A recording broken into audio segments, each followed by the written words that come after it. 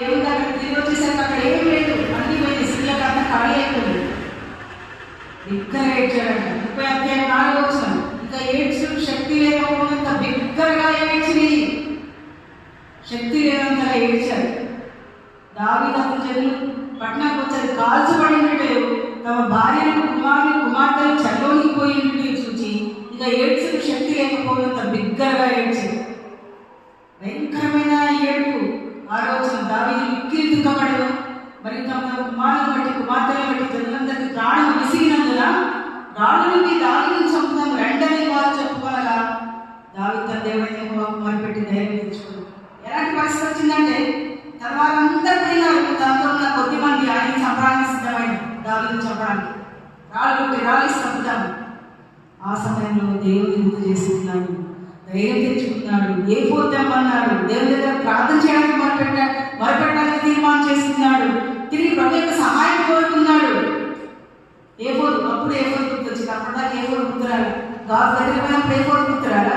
సౌలుకు విరోధంగా యుద్ధం చేయడానికి పోయినప్పుడు పోతాన్ని తీర్మానం చేసుకొని పోయినప్పుడు కూడా ఏఫోదు గుర్తురాలి. సరే గాజులోకి పోయినాడు. తర్వాత మరి వాళ్ళు తిరిగి మరి సౌలు మీద యుద్ధానికే పోతున్నారంటే నేను పోవాలా వద్దా, నేను సైలెంట్ ఉన్నానా అని అడగొచ్చు కదా. అడగలేదు. తాను ముందుకు వెళ్ళిపోతున్నాడు యుద్ధం చేయడానికి. దేవుని చేత అభిషేకించబడిన వ్యక్తి పడిపోయినా సరే ఏమంటాడు, నా సేవకుడు పడిపోతే నేను ఎన్నిసార్లు లేపుతాను, 7 మార్లు పడిన నా సేవకుడు తిరిగి లేస్తాను, కానీ నువ్వు యుద్ధం చేయడం నీ తప్పు అని దేవుడు దావీదుకు బోధించాడు. యుద్ధం చేయడం, విరోధంగా మాట్లాడడం, విరోధమైన ఆలోచనలు కలిగి ఉండడం. కాబట్టి ఇప్పుడు ఈయన పరిస్థితి ఎట్లా వచ్చినట్టు దావీదు పరిస్థితి ఏం లేదు, అన్ని పోగొట్టుకున్నారు. తను కూడా మరణమయ్యే పరిస్థితి వచ్చింది.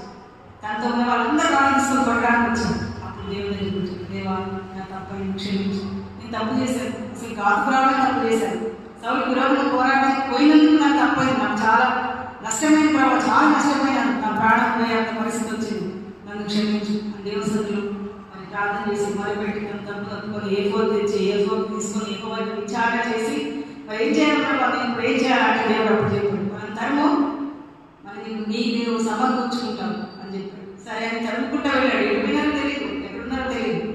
అక్కడ ఒకడు గాయపడి పడిపోయిన వ్యక్తి కనపడితే ఆయన మంచిగా భోజనం పెట్టి అది